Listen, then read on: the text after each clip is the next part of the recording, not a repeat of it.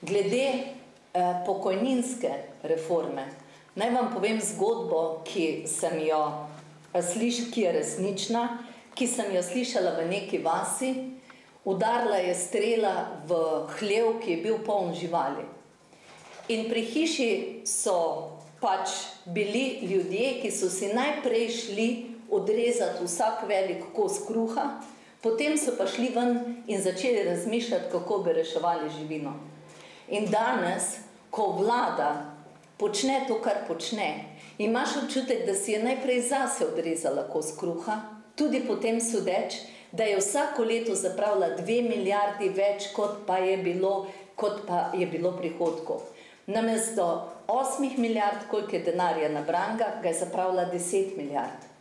In seveda, temu se reče slabo gospodarjenje, temu se reče tudi nezaupanje. In kako naj zaupam nekomu, ki toliko zapravi, to se jim gospodarstvenik nikoli ne more privoščiti, kako zaupati nekomu, da je ta pokojninska reforma tista, ki bo pa za 300 milijoni, ki bi naj imeli bližnjega učinka, reševala vso to luknjo.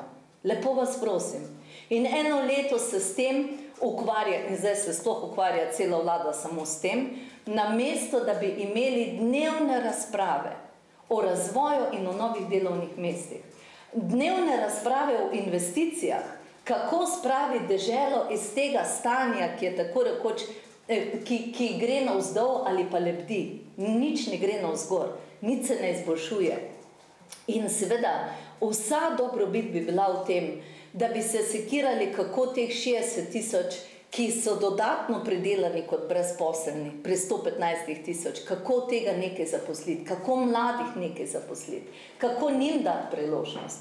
In ne jim te priložnosti celo izmikati s tem, da bomo jutri delali do 65. leta.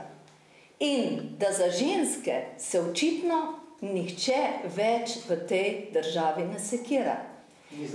Ker kaj pa je narejeno, zakaj bi ženske morale delati do 65. leta, ali je kdo razmislil in je kdo delal kdaj za tekočim trakom, jaz recimo sem hodila delati za tekoči trak, kako lahko ženska, ki fizično dela, zdrži do 65. leta. Plus tega, da se je vzame za otroke, tista leta, ki bi jih imela priznane, se to zniža po nekaj mesecev za vsakega otroka. Le zakaj? A tako želimo dvigniti rodnost, da vnaprej smo se lotili žensk in mater s to pokojninsko reformo. In da je ta reforma prinesla in prinaša znotraj nekaj dobrih rešitev, ampak te niti slučajno ne odtehtajo vsega slabega. Ne odtehtajo tega, da ni dialoga s socialnimi partnerji. Jaz si to ne morem predstavljati. Da s socialnimi partnerji o nečem tako resnem ne delaš tako dolgo, da dosežeš dialog.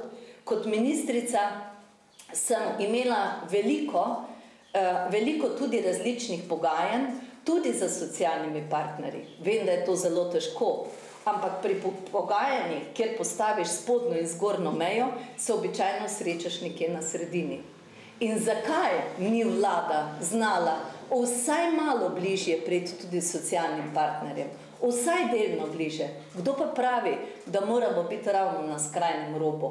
In vsi bi z veseljem šli v to, da podpremo reformo, ki bi seveda imela smisel, na en interdisciplinarni smisel. No in še to, kot dolgoletna gospodarstvenica imam izkušnje, da so ljudje, ki so bili trdno zasidrani v proces, intelektualci, velikokrat so želeli delati dlje, so tudi delali dlje in smo bili vsi zadovoljni. Da je pa marsikateri delavec, ki je fizično delal, že hodil prositi zdravnika prej že, da ga zaradi križa, zaradi revme, zaradi vsega, da pride do pogojev za invalidsko upokojitev. Seveda veste, da je to zelo težko in da v glavnem tega ni bilo doseženega.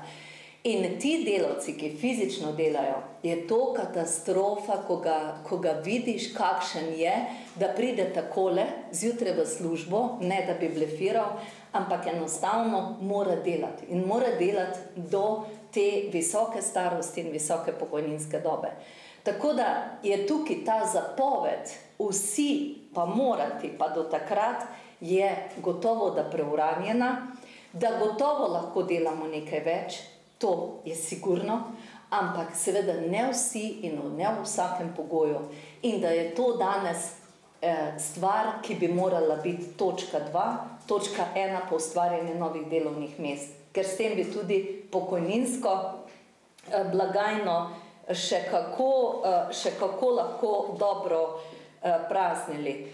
In še to, da 30-letno obdobje, ki bo vzeto tako rekoč za obračun, za izračun pokojnine, tisti, ki vemo, kako je bilo v 90-ih z inflacijo, kaj se je takrat dogajalo, kdo bo to danes realno zračunal in tudi kako nizke plače so recimo bile takrat na začetku, kdo bo to danes realno zračunal, kaj je to pomenilo, ker se te škarje zdaj tako na široko odpro. No in še slabost je še vedno ta nepreglednost. Nihče ne ve, koliko je vložil, nihče ne ve, koliko bo dobil.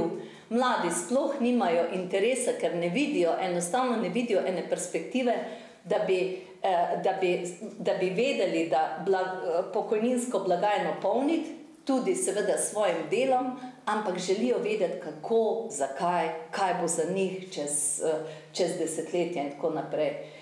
Tako da na vsak način bom začenjala pri tistem, če sep najprej odrežeš kos kruha in vlada si ga odrezala, ker si je do zdaj sposodila 7 milijard evrov. In da je danes glavni problem pa upokojencev že, tako med vrsticami, kajti upokojenci v Sloveniji se počutijo, marsikdo meni reče, jaz imam občutek, da bi najrajši imeli, da umrem. To povedo ljudje. To povedo ljudje sredi Slovenije, ker je toliko razprave o tem, čeprav je hodil prej v službo desetletja, si svojo pokojnino zaslužil, danes ima občutek, da je na poti, da je enostavno na poti, da je obravnavan vse posod kot strošek. In to smo mi. To je pravzaprav tisto, kar se ne bi smelo v tej deželi zgoditi, kar si naša država Slovenija ne zasluži.